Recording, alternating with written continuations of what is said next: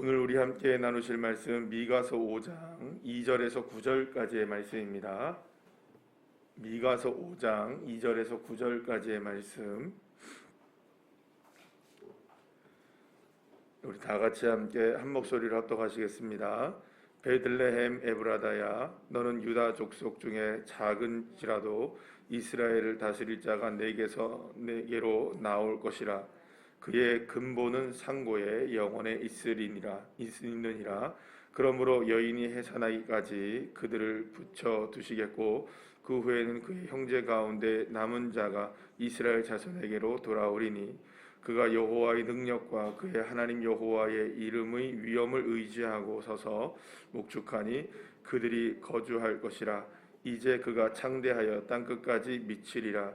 이 사람은 평강이 될 것이라. 아수르 사람이 우리 땅에 들어와서 우리 궁들을 밟을 때에는 우리가 7 목자와 8 군왕을 일으켜 그를 치리니, 그들이 칼로 아수르 땅을 황폐하게 하며 니므롯 땅 어귀를 황폐하게 하리라. 아수르 사람이 우리 땅에 들어와서 우리 지경을 밟을 때에는 그가 우리를 그들에게서 건져내리라. 야곱의 남은 자는 많은 백성 가운데 있으리니 그들은 여호와께로부터 내리는 이슬 같고 풀 위에 내리는 단비 같아서 사람을 기다리지 아니하며 인생을 기다리지 아니할 것이며, 야곱의 남은 자는 여러 나라 가운데와 많은 백성 가운데 있으리니 그들은 수풀의 들짐승들 중의 사자 같고 양떼 중의 젊은 사자 같아서 만일 그가 지나간즉 밟고 찢으리니 능히 구원할 자가 없을 것이라. 내 손이 내 대적들 위에 내려서 내 모든 원수를 진멸하기를 바라노라. 아멘. 할렐루야. 이스라엘 백성들 앞에 다가오는 미래는 사실은 굉장히 암담한 상황이었습니다. 그들이 지금 생각하고 있는 것과 하나님이 이스라엘 백성들을 향해 생각하고 있는 것은 전혀 다른 상황이었습니다. 이스라엘 백성들은 자기 자신 스스로들에게 전혀 문제가 없다고 생각했지만, 유다와 이스라엘 백성들을 향해서 하나님께서 지금 준비하고 계신 것은 엄청난 재난과 그들에게 다가오는 엄청난 재난과 결국에 멸망의 순간들이 다가오게 될 것이라는 것을 하나님은 계속해서 경고하고 계시는 겁니다. 그러니까 형편과 사정과 그리고 또 실제의 상황은 그리고 굉장히 달랐다라고 말씀할 수 있는 것이죠. 이스라엘 백성들은 그래서 그들은 굉장히 편안한 생활을 하고 있었습니다. 좀 더 자자, 좀 더 눕자 이런 생각들을 갖고 있었고, 그러나 하나님께서는 깨어 있기를 원하셨고, 그러나 그런 그 두 가지의 상황 속에서 서로가 다른 방향을 보고 있는 것과 마찬가지였습니다. 그래서 이스라엘 백성들에게 지금 다가올 미래는 굉장히 암담한 미래가 다가오고 있었다고 볼 수가 있습니다. 특히 이제 오늘 본문에서는 아수르와 바벨론에 의해서 유다와 이스라엘 백성들이 짓밟히게 되고 멸망을 하게 되고 또 그들에게 잡혀가게 되고 포로로 끌려가게 된다는 사실들을 명시하고 있는 것을 보게 됩니다. 그러니까 결국엔 이스라엘 백성들이 전혀 상상할 수 없었던 멸망이라는 암담한 미래가 다가올 것이라는 것을 분명하게 예언을 하고 있는 것이죠. 그러니까 이런 상황을 보게 되면 한번 생각해 보십시오. 밖에 하늘은 지금 굉장히 맑아요. 구름 한 점 없어요. 그런데 갑자기 누가 와가지고 좀 있으면 비가 내릴 거야, 천둥번개가 칠 거야. 누가 믿겠습니까? 안 믿겠습니까? 잘 안 믿죠. 이렇게 밝은 날씨에 무슨 날벼락이 치겠느냐.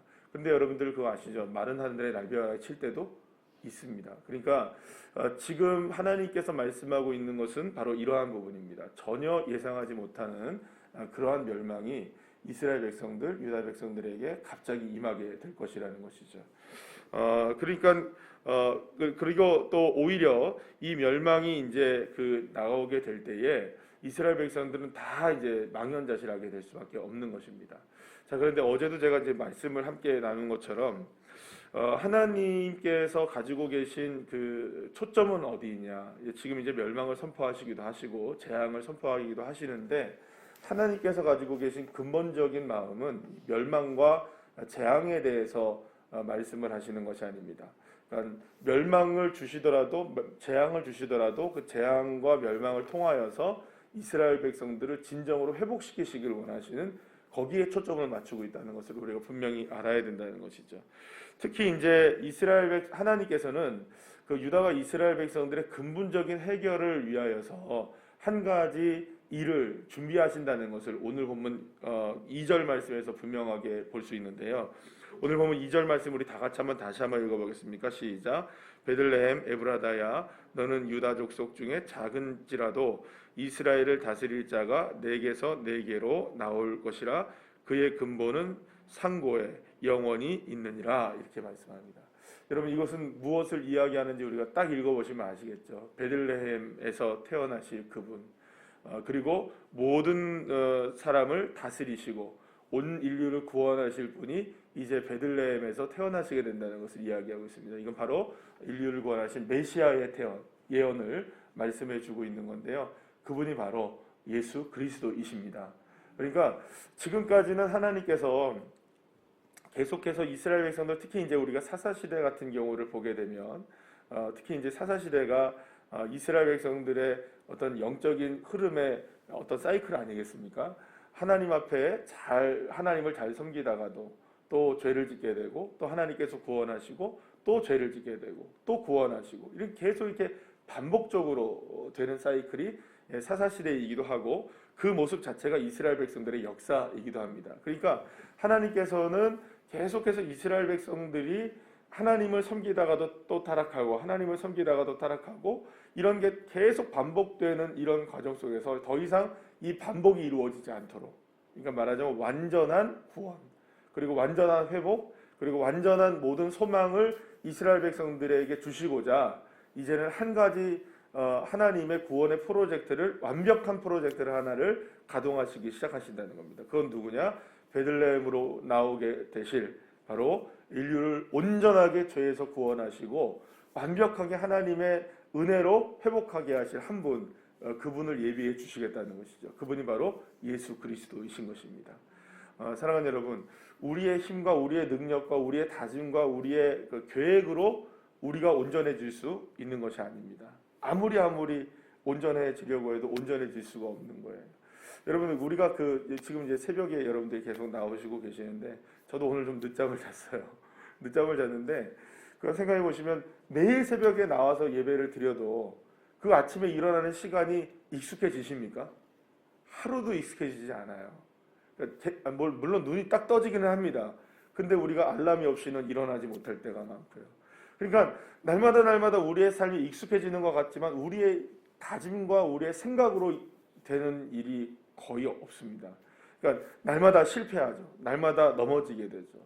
되는 것 같지만 또 안 될 때가 많고 또 할 수 있는 것 같지만 못할 때가 많고 우리가 연약하기 때문에 그렇습니다. 우리는 늘 언제나 부족하고 연약하기 때문에 그렇죠. 이건 뭐 하나겠습니까? 우리의 삶을 돌아보면 여러 가지의 문제들 속에서 우리가 얼마나 넘어질 때가 많고 우리가 실수할 때가 얼마나 많습니까? 우리의 힘으로 안 될 때가 얼마나 많습니까? 바로 그래서 우리를 완전하게 회복시켜 주실 그분을 주님께서 예비해 주시겠다는 것이죠. 그분이 누구시냐? 바로 예수 그리스도이십니다. 예수님이 이 땅에 오신 목적은 바로 그것이죠. 저와 여러분을 온전하게 구원하실 분. 내 힘과 내 능력으로 나를 세우는 것이 아니라 내 안에 주님이 들어오셔서 나를 온전하게 하실 분을 이제 보내주시겠다는 것입니다.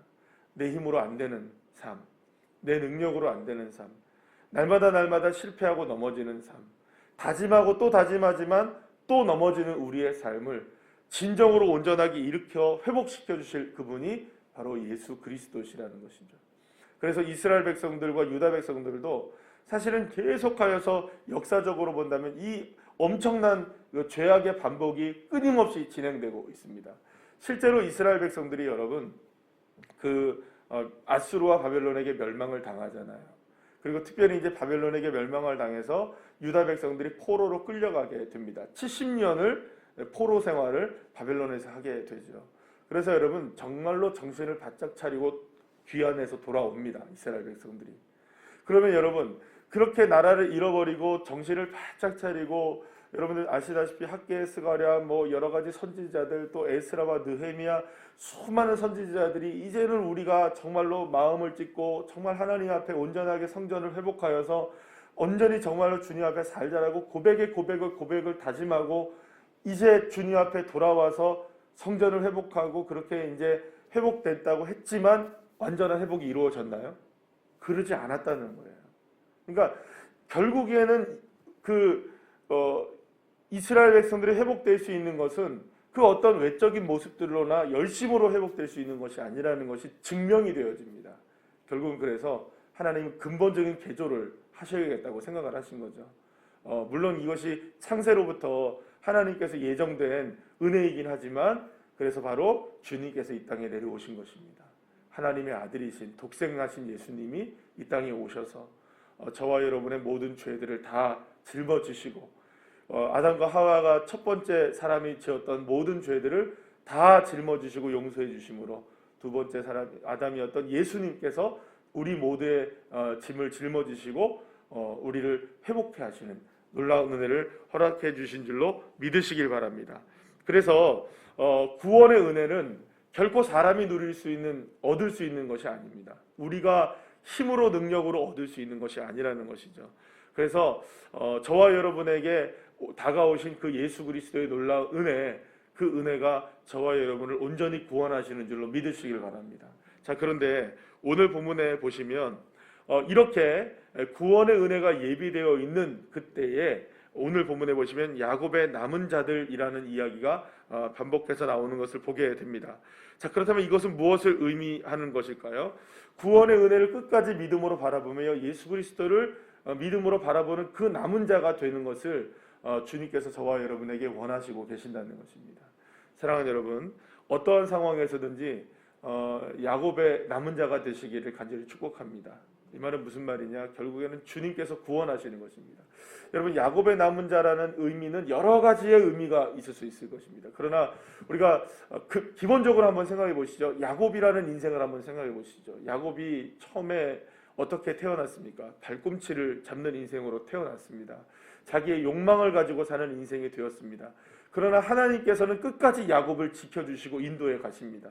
결국에는 하나님께서 야곱을 어디로 이끌어 가십니까? 베델로 이끌어 가십니다. 그리고 야곱도 끝내는 어디로 다가오게 됩니까? 하나님을 만나는 베델의 집으로 오게 되지요. 결국에는 하나님께서 야곱의 남은 자라고 말씀하시는 것은 무엇이냐? 끝까지 견디고 버티면서 하나님의 구원의 손길을 바라며 그곳을 향해 나오는 사람, 그 사람을 야곱의 남은 자라고 볼 수가 있는 것이죠. 그렇기 때문에 저와 여러분도 야곱의 남은 자가 되어야 하는 것입니다.